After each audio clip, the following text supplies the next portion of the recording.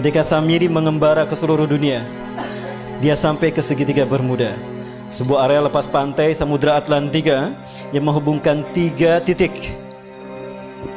Florida, ada Miami di sana, ada Puerto Rico, dan ada Bermuda.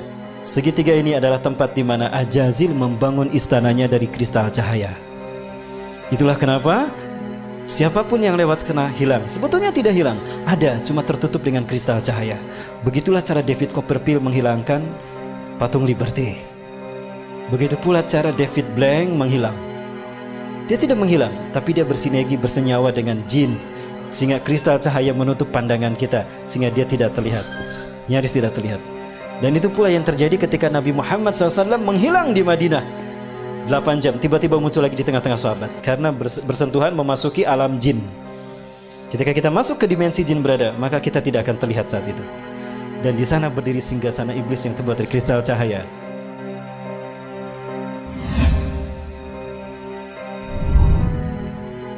Mereka bergerak menguasai dunia dalam 3 ranah: simbol, ritual, dan arsitektur. 3 ranah ini mereka sentuh.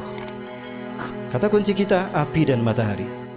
Ya, tadi dikatakan, karena engkau telah menghukum aku tersesat, aku akan sesatkan manusia dari jalanmu yang lurus, dari siratal mustaqim. Artinya akan ada sosok lain yang disembah selain kau. Itu adalah dewa matahari, dan dia berhasil. Di zaman Nabi Ibrahim, dia menjadikan Raja Namrud sebagai dewa matahari. Betul? Lihat Nabi Ibrahim. Oh, ini bintang Tuhanku. Begitu menghilang, oh bukan. Oh, ini bulan besar. Ini Tuhanku. Oh, bulan. Bukan. Berarti bulan bukan Tuhan. Oh, ini matahari lebih besar, tapi matahari pun tenggelam. Oh, berarti bukan Tuhan. Itu apa maksudnya? Nabi Ibrahim untuk menunjukkan kalau bulan, bintang, dan matahari bukan Tuhan. Itu hanya benda langit, tanda kekuasaan Allah. Allah lah Tuhan kita. Artinya konsep penyembahan kepada Tuhan sebagai dewa matahari sudah ada sejak zaman Nabi Ibrahim. Berhasil Ajazil. Persia, Iran, ya, kaum Zoroaster menyembah dewa matahari. Raja yang mereka sembah adalah dewa matahari, Ahura Mazda. Penyebar pemuka agama Zoroaster disebut Magi. Cara mereka mendakwahkan Zoroaster, Magi ini dengan cara sihir, magic. Ke dalam bahasa Arab menggunakan sin, jadi majusi. Maka ketika mereka merayakan hari besar mereka, mereka selalu menyalakan mercon. Maka ketika umat Islam merayakan pergantian tahun baru Masehi, saat itu mereka disesatkan 3 agama.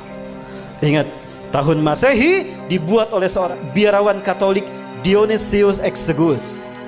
Dia adalah biarawan Katolik yang ditugaskan oleh Vatikan untuk membuat penanggalan Masehi yang titik tolaknya Natal. Maka dibuatkanlah penanggalan tahun Masehi yang diberi nama kemudian Anno Domini. Tahu apa arti Anno Domini? Tahun Anno Domini artinya tahun Tuhan kita. Kita Romawi. Siapa Tuhan Romawi? Yesus Kristus. Berarti tahun Anno Domini adalah tahun Yesus Kristus. Lalu dirayakan pergantian tahunnya oleh umat Islam. Apakah umat Islam tidak murtad? Satu, ketika umat Islam euforia merayakan pergantian tahun Masehi, saat itu mereka itiba kepada kaum Nasrani. Lalu mereka merayakan dengan meniup trompet. Lihat Yahudi. Mereka merayakan hari besar mereka dengan meniup trompet. Betul? Saat itu pun Yahudi diikuti oleh kaum muslimin. Dan kemudian mereka merayakan Merson. Maka di saat itulah mereka lengkap sekali, disesatkan 3 agama.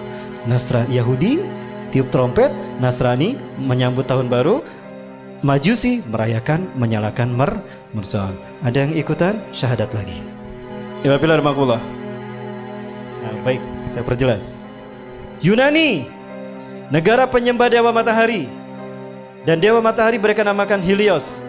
Bahkan mereka membuat Heliopolis, kota dewa matahari. Yunani, ketika mereka merayakan hari besar mereka menyembah dewa Helios, mereka melakukannya dengan pawai obor keliling negeri. Pawai obor keliling negeri. Dan puncaknya di Bukit Olympus, di sebuah lampangan besar, mereka menyalakan obor raksasa. Dinyalakanlah obor besar tadi. Obor besar, selama obor besar itu menyala di Bukit Olympus, kaum paganis Yunani mereka merayakan penyembahan dewa Helios dengan melakukan berbagai macam atraksi. Ritual ini sampai hari ini dipertahankan dan itu bernama Olimpiade. Sekali lagi, Zionis Yahudi menyesatkan kita dalam 3 ranah: simbol, ritual, dan arsitektur.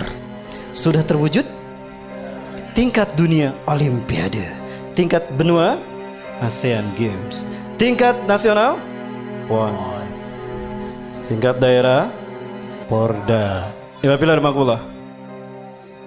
Dewa di Itali, Roma, Dewa Mitra. Lihat, ini Dewa Mitra, sama dengan Liberty. Ada matahari di kepalanya. Patung Liberty pegang apa? Obor kan. Berubah tidak? Tidak. Inilah yang dikatakan iblis. Fabima akhwatani ila aku dan alhum siratal mustaqim. Karena engkau telah menghukum aku tersesat, aku akan halangi mereka dari tauhid. Artinya, akan ada sosok lain yang disembah selain engkau. Siapa? Dewa Matahari. Siapa Dewa Matahari? Matahari adalah unsurnya api kan? Dan siapa yang Allah ciptakan dari api? Jadi siapa Dewa Matahari itu? Ajajil. Tapi dia tidak terlihat. Maka dia butuh sosok manusia yang menjadi kembaran dia seutuhnya. Samiri. Jadilah dia Dwi Tunggal. Siapapun yang mengangkat tangannya seperti, berarti dia komitmen kepada iblis dan Dajjal. Baik, di Amerika Latin, Amerika Selatan ada 3 suku bangsa menyembah Dewa Matahari. Suku Aztec di Meksiko menyembah Viracocha.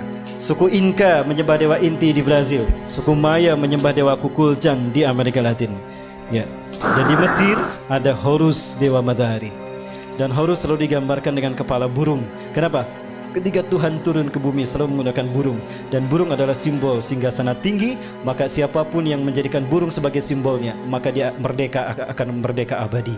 Maka jadilah burung simbol kemerdekaan setiap. Kebetulan atau sesuatu yang sudah direncanakan? Apakah ini hanya begitu saja kebetulan? Bukankah iblis sudah berkata, aku akan sesatkan mereka dari jalanmu yang lurus, dari tauhid. Segitiga satu mata.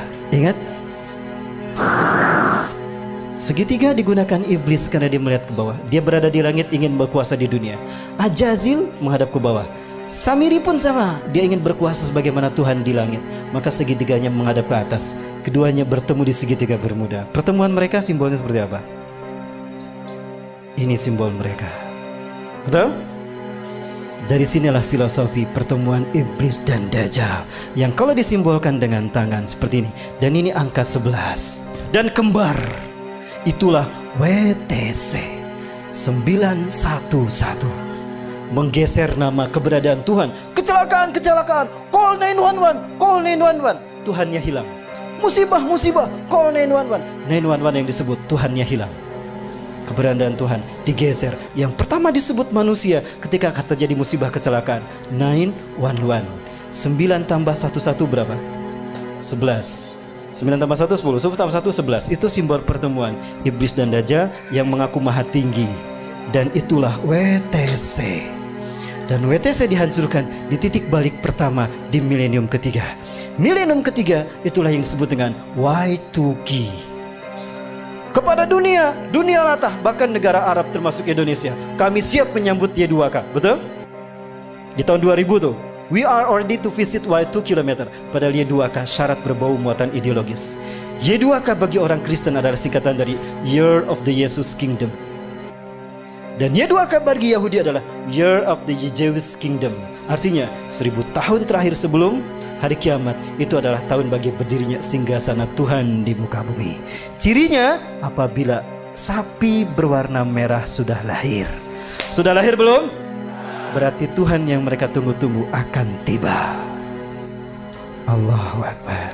Sebentar lagi Dajjal sudah muncul. Pilar Makulah. Disinilah iblis dan Dajjal bertemu. Dan mereka membuat kesepakatan. Inilah kesepakatan yang mereka buat. 1. Kita hancurkan Islam dan kaum muslimin, karena hanya Islam yang menghalangi kita. Maka apapun caranya, Islam dan umat Islam harus dimusnahkan. Yang kedua, kita berjuang kepada manusia untuk menunjukkan kalau Tuhan telah salah pilih. Tuhan telah berbuat salah. Begitu kan? Ini filosofi siapa kalau bukan filosofi Ajazil? Ya, maka dendamnya kepada umat Islam. Sekarang mereka bersatu dendam sama umat Islam. Ketika Samiri mengembara ke seluruh dunia, dia sampai ke segitiga Bermuda, sebuah area lepas pantai Samudra Atlantika yang menghubungkan 3 titik. Florida, ada Miami di sana, ada Puerto Rico, dan ada Bermuda. Segitiga ini adalah tempat di mana Ajazil membangun istananya dari kristal cahaya. Itulah kenapa Siapapun yang lewat kena hilang. Sebetulnya tidak hilang, ada, cuma tertutup dengan kristal cahaya. Begitulah cara David Copperfield menghilangkan patung Liberty. Begitu pula cara David Blank menghilang. Dia tidak menghilang, tapi dia bersinergi, bersenyawa dengan jin, sehingga kristal cahaya menutup pandangan kita, sehingga dia tidak terlihat, nyaris tidak terlihat. Dan itu pula yang terjadi ketika Nabi Muhammad SAW menghilang di Madinah 8 jam, tiba-tiba muncul lagi di tengah-tengah sahabat, karena bersentuhan memasuki alam jin. Ketika kita masuk ke dimensi jin berada, maka kita tidak akan terlihat saat itu. Dan di sana berdiri singgasana iblis yang terbuat dari kristal cahaya. Nah, di pertemuan itu Ajajil sangat gembira ketika Samiri datang. Come here Sam, come here Sam. Samiri, Ajajil selalu memanggil seseorang dengan satu suku kata pertama. Come here Sam, come here Sam. Kemari Sam, kemari Sam. Apa kata Ajazil? Di hadapan pengikutnya Ajazil berkata, hari ini adalah hari yang aku tunggu-tunggu sejak Allah menurunkan aku dari surga ke dunia, di mana aku dipertemukan dengan saudara kembarku. Panggillah dia oleh kalian sebagai Paman Sam.